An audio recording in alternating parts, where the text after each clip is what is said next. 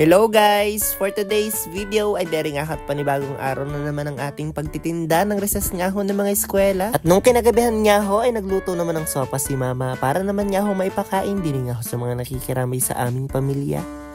Pero bago nga ho yun, ay diare tayo nga ho muna ulit ay magtitinda. At pagkarating naman nga ho namin din sa school na aming pinagtitindahan, ay di nga ho ang aming mga pagkaing dala, ay di aalisin nga ho sa tri-bike, paglalalagay na nga ho sa lamesa. Hanggang ngayon naman nga ho, ay palaging may nagtatanong pa rin sa inyo kung bakit nga ho palaging lomi ang niluluto namin dito. Nasagot ko na nga rin ho yung mga tanong na yon, pero ngayon nga ho isasagutin ko dahil nga ho baka may mga bagong viewers tayo. Charit! Bukod nga ho sa maganda ang nagiging tubo namin sa lomi na ito, pareho talagang mga lomi ay paborito na ng estudyante dito. Hindi nga ho maiiwasan minsan na may mga estudyante ho talagang limited ang baon nila pagdating nga ho sa mga pang-recess. Kaya naman nga ho hindi namin magawa na palitan nga ho o hindi magluto ng lomi sa araw-araw ng aming pagtitinda. Dahil sa halaga nga ho 10 piso ay panagurado naman nga ho busog ka na sa isang baso. May mga nagsasuggest nga ho sa inyo na sopas naman minsan dahil nga ho baka nananawa na ang mga eskwela. Pwede naman nga ho mangyari yon, kaso ang problema ay hindi lang naman nga ho kami ang nagtitinda. At habang si mama naman nga ho ay busy sa pagtatakal ng lomi ay diari nga ho kami din ni Ate Ejoy at nagpapalaman na nga ho ng mga burger. Kahit ako nga ho ay talaga namang naging paborito ko na nga rin ho ang burger ni mama na ito. Homemade nga ho pala ang gamit naming patty dito at yun nga ho ay gawa sa manok dahil nga ho hindi pwedeng kainin ang mga baboy dito. Pwede naman nga ho pala yung iba dahil hindi naman nga ho lahat ay tinamaan ng sakit. Pero dahil nagdodobli ingat nga ho tayo dahil mga estudyante nga ho ang customer namin dito ay diari nga ho yung mga dating baboy ang lahok ay di ginawa ng nga laong hong manok.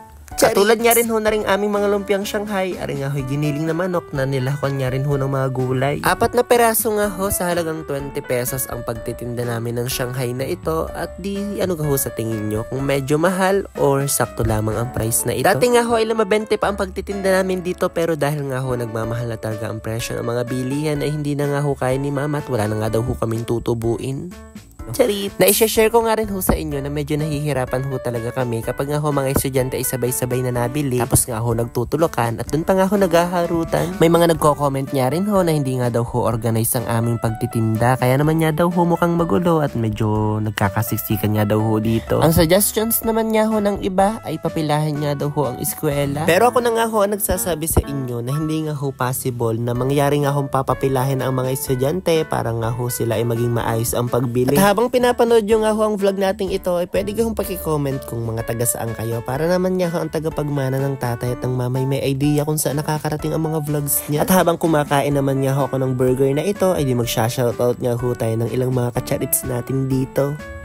Shoutout naman nga po kay Ma'am Ria na watching naman nga po from Kuwait. Ma'am Rian Taglaw from Tarlac. At shoutout din nga po kina Ma'am Gian Cabaya from Iloilo. Ma'am Jubilin Sibera from Iloilo City. At kay Ma'am Ana Nerbrida from San Jose del Norte, Bulacan. Ay di salamat na nga lang po muna ulit sa panonood nyo. At pagkatapos naman nga ho ng ilang minuto naming pagtitinda, ay di ari nga ho kami ay uuwi na. Pagkatapos nga ho nun ay di magpe-prepare naman nga ho ng paninda na pananghalian naman nga ho ng mga eskwela. Nung kinagabihan naman nga ho ay di ari pumunta naman nga ho ulit kami din sa burol nga ho ng aking tito na kapatid nga ho ng tatay ko. Gabi na nga lang ho kami nakakapunta dito kahit nga ho kapitbahay lang ho namin ang bahay nila dahil nga ho kami may mga ginagawa din katulad nga ho ng pagtitinda. At nung medyo nalarim na rin naman nga ho ang gabi ay di ipinaluto na nga ho sa mama aring nga hong sopas para nga ho maipakain sa mga taong nandin. Tamang-tama naman nga ho aring sopas dahil medyo malamig nga ho ang gabi kapag nga ho ganaring mga nasa lamay. Ganaring nga ho ang tradisyon sa aming probinsya kapag nga ho ganaring may mga lamay ay di nagpapakain nga ho sa mga nakikiramay. Ito nga ho ang paapat na araw na gabi ng burol nga ho ni Papa Bunny at tuloy-tuloy pa rin naman nga ho ang pagdating ng mga tao dito para naman nga ho makiramay. Kaya naman nga ho ang vlog nating ito ay di hanggang dito na nga lang ho muna. Di salamat na nga lang po muna ulit sa panonood at pagsama sa aming pagtitinda. At kung di pa nga ho kayo naka-follow sa tagapagmana ng tatay at ng mama ay di pa follow, like and share na rin naman nga ho ako ng vlog nating ito. Ay paano? Ay di sa isang araw na lang po ulit ha. Harurut!